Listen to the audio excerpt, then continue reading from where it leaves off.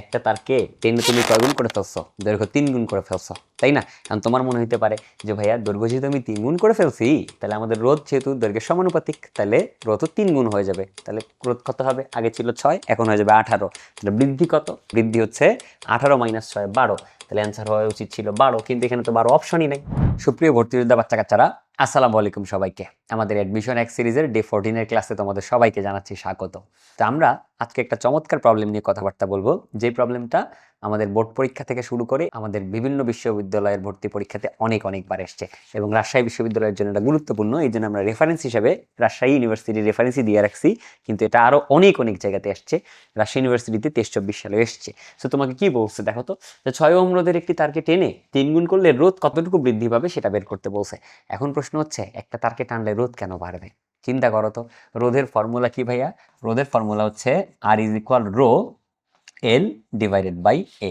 অর্থাৎ কোন একটা তারের রোধ যদি আমরা বের করতে চাই, ওই তারের উপাদানের আপেক্ষিক রোধ তার সাথে এখানে থাকবে L এর মান দৈর্ঘ্য ডিভাইডেড বাই ওই তারের প্রস্থচ্ছেদের ক্ষেত্রফল। এটা দিয়ে ক্যালকুলেশন করলে ওই তারের রোধ পাওয়া যাবে। অর্থাৎ এখান থেকে আমরা বলতেই পারি যে আমাদের তারের যে ক্ষেত্রে, যেহেতু টানার আগে এবং পরে, তুমি একটা তারকে টেনে এভাবে লম্বা করছো, তাহলে তারকে টানার আগে এবং পরে উপাদানের তো কোনো চেঞ্জ হয় নাই, তাই না ভাইয়া? তুমি তারকে টেনে আয়রনের তার কি তামার তার হয়ে যাবে? তা তো হবে না। তাইলে উপাদানের যেহেতু কোনো চেঞ্জ হয় নাই, তাহলে এখানে রো এর মানের কোনো চেঞ্জ আসবে না। এখানে তাপমাত্রারও চেঞ্জ হয়নি, উপাদানের চেঞ্জ হয়নি, তাহলে রো এর মান ফিক্স থাকবে। তাহলে রো এর মান যদি ফিক্স থাকে, তাহলে আর এর মান শুধুমাত্র দৈর্ঘ্য এবং প্রস্থচ্ছেদের ক্ষেত্রফলের উপরে ডিপেন্ড করবে। তো আর এর সাথে প্রস্থচ্ছেদের দৈর্ঘ্যের সম্পর্ক কি?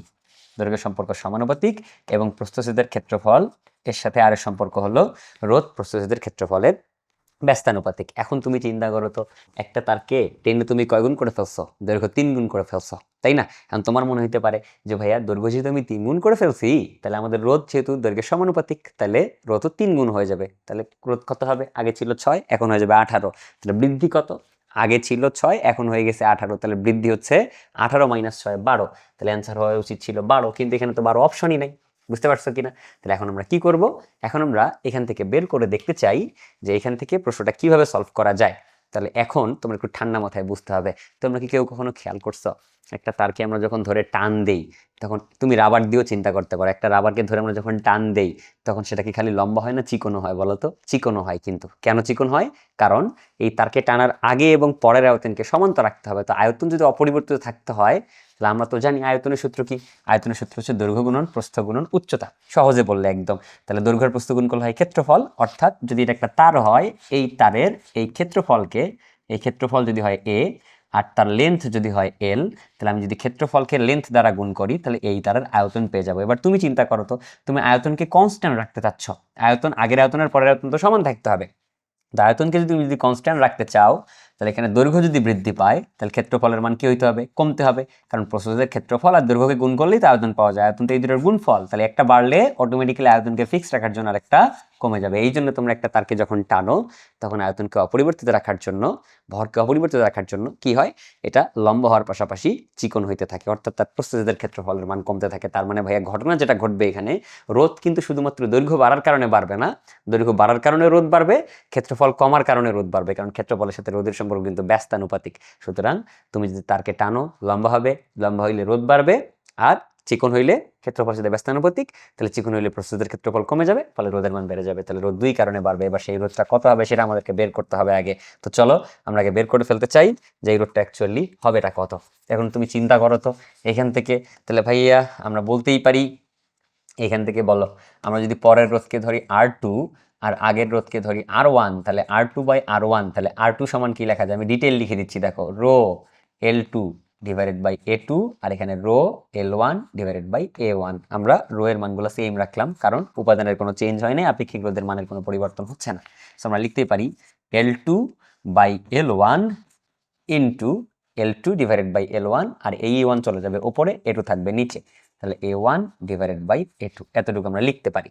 এবার তুমি আমাকে বলো তো, এখান থেকে ঠান্ডা মাথায় বলবো, ভাইয়া দেখো তো, একটা তারকে আমরা টেনে লম্বা করছি, তাহলে আগের আয়তন আর পরের আয়তন কি থাকবে? সমান থাকবে। আয়তনের সূত্র কি বলো তো? ক্ষেত্রফল ইন্টু লেন্থ। তাহলে আগের ক্ষেত্রফলকে আগের লেন্থ দ্বারা গুণ করলে আমরা আগের আয়তন পাবো, আর পরের ক্ষেত্রফলকে পরের লেন্থ দ্বারা গুণ করলে আমরা পরের আয়তন পাবো। এখন শর্ত মতে তোমাকে বলছে তারটাকে টেনে তুমি কয় গুণ বৃদ্ধি করছো? 3 গুণ করে ফেলছো।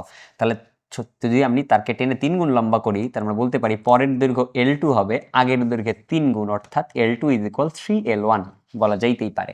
এবারে L2 এর মানটা এখানে আমরা ইনপুট দিয়ে দিব, তাহলে আমরা লিখতেই পারি A1 × L1 = A2 × 3L1। ওকে, ডান।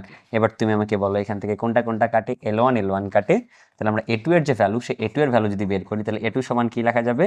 A1/3। তার মানে পরের ক্ষেত্রফলটা হবে আগের ক্ষেত্রফলের 3 গুণ।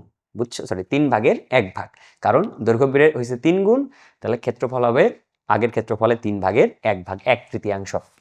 তো এইখানে তুমি যদি একটু মানটা বসায় দাও, এবার একটু মানগুলোকে বসাও তো A to Z। তাহলে বলো L2 এর মান কত? দৈর্ঘ্য যদি টেনে 3 গুণ লম্বা করছো, তাহলে L2 এর মান হলো 3L1/L1 ইন্টু আগের ক্ষেত্রফল ছিল A1 আর পরের ক্ষেত্রফল হলো A2। তো এইখানে আগের ক্ষেত্রফল যদি হয় আমাদের এখান থেকে A1 আর পরের ক্ষেত্রফল যদি হয় A2, তাহলে A2 এর মান কত? A2 এর মান হচ্ছে A1/3। তো A1/3 হলে বলো এখানে কে কে কাটে? L1 কাটে, A1 কাটে, 3 লাভ দিয়ে কোথায় চলে যায়? উপরে চলে যায়। তাহলে 3 যে 3 সাথে গুণ হলে কত হবে? 9। এই যে 9 কার কার রেশিও বলো তো? R2/R1 এর রেশিও হচ্ছে 9। তাহলে শেষ পর্যন্ত আমরা যদি R2 এর ভ্যালু বের করি, তা R2 সমান কি লেখা যায়? 9 × R1। দেখো তোমার অঙ্ক হয়ে গেছে। 9 × R1 এর মান কত? পূর্ববর্তী রোধ হচ্ছে 6, তাহলে 6×9 = 54 ওহম। তার মানে পরের রোধটা হবে 54 ওহম। তাহলে তোমাকে কিন্তু পরের রোধ বের করতে বলেনি, তোমাকে বের করতে বলছে রোধের বৃদ্ধি কত। তাহলে রোধ বৃদ্ধি পাইছা কত? তুমি বলো তো, আগের রোধ ছিল 6, পরের রোধ হচ্ছে 54, তাহলে বৃদ্ধি কত? বৃদ্ধি হচ্ছে 48। বুঝছো? তাহলে 48, আগে ছিল 6, পরে হয়েছে 54, তাহলে বাড়ছে কত? বাড়ছে কিন্তু 48। এবার কথা হচ্ছে এই পরের যে রোধটা বের করলাম, এই পরের রোধটা বের করার একটা ট্রিক আছে, এত বড় করে করতে হবে না, এটার জন্য একটা সুপার ট্রিক দেখাচ্ছি। এই ট্রিকটা একটু মনে রাখতে হবে। চলো একটু ট্রিকটা শিখি। সেই ট্রিকটা কি? ট্রিকটা হচ্ছে, এখানে তুমি তাকাও তো ভাইয়া, শেষ পর্যন্ত R2 এর মানটা কত পাইছো? R2 এর মানটা পাইছো 9R1। আচ্ছা, আমি কি 9 কে এভাবে লিখতে পারি না? 3² R1 বলো, লেখা যায় না? অবশ্যই যায় ভাইয়া, লেখাই যায়। এবার বলো, আমরা তারটাকে টেনে কয় গুণ লম্বা করছিলাম? 3 গুণ। বুঝছো? তুমি লিখছো 3² R1, তাই না? তাহলে আমি যদি 4 গুণ লম্বা করতাম, তাহলে কি আসতো? 4² R1। 5 গুণ লম্বা করলে 5² R1। তাহলে একটা তারকে টেনে n গুণ লম্বা করা হলে, তাহলে আমরা কি লিখতে পারবো তখন? n²R1। তাহলে একটু মনে রাখতে হবে, তারকে টেনে n গুণ লম্বা করা হলে, তারকে টেনে